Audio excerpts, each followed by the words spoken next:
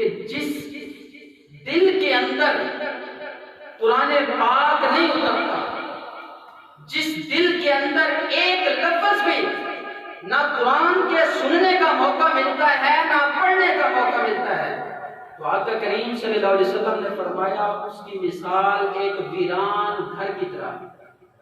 ایک ویران گھر کی طرح ہے۔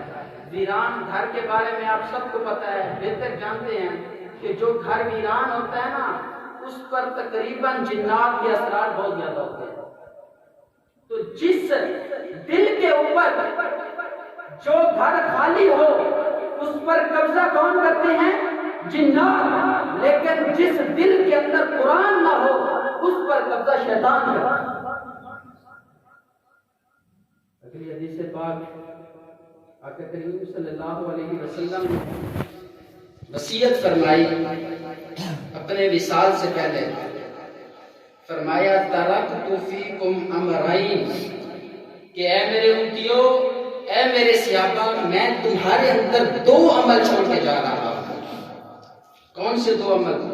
فرمایا لن تضلوا ما تمسکتم بہما، جب تک تم ان دو کاموں کو پکڑے رہو گے مضبوطی کے ساتھ تو تم کبھی گمراہ نہیں ہو سکتے۔ کون فرما رہے ہیں؟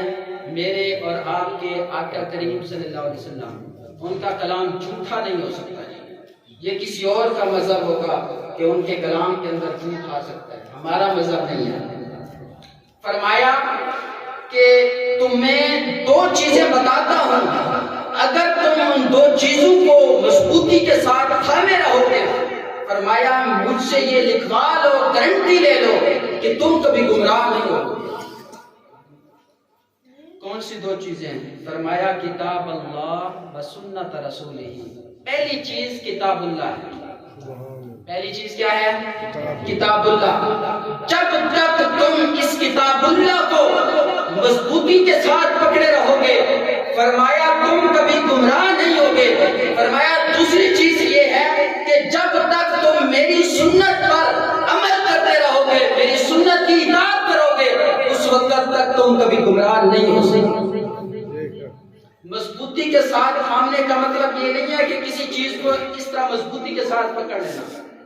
قرآن کو مضبوطی کے ساتھ، جو کتاب پڑھی ہوئی ہے اس کو اٹھا کر مضبوطی کے ساتھ پکڑ لینا، یہ مقصد نہیں ہے، بلکہ مقصد یہ ہے کہ جب تک تم قرآن کو ترجمے کے ساتھ سمجھ کر غور و فکر کر کے پڑھو گے، تمہارا وہ دل جس کے اندر قرآن کی ایک پیدائش ہوگی، قرآن کے انوار کی نمو ہوگی، اس وقت جب ایسی فصل تیار ہوگی کہ تم کبھی گمراہ نہیں ہوگے۔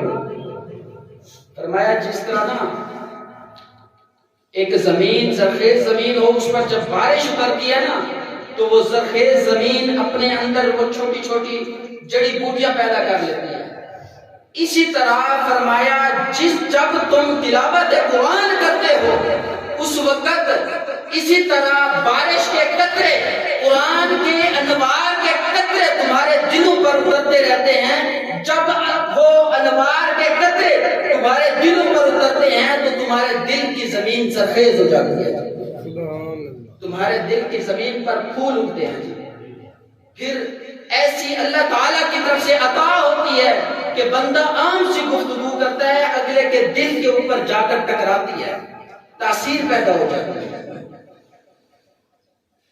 اگلی حدیث پاک اسی حوالے کے ساتھ فرمایا کہ جب تک تم ان دو چیزوں کو مضبوطی کے ساتھ پکڑے رہو گے تو تم کبھی گمراہ نہیں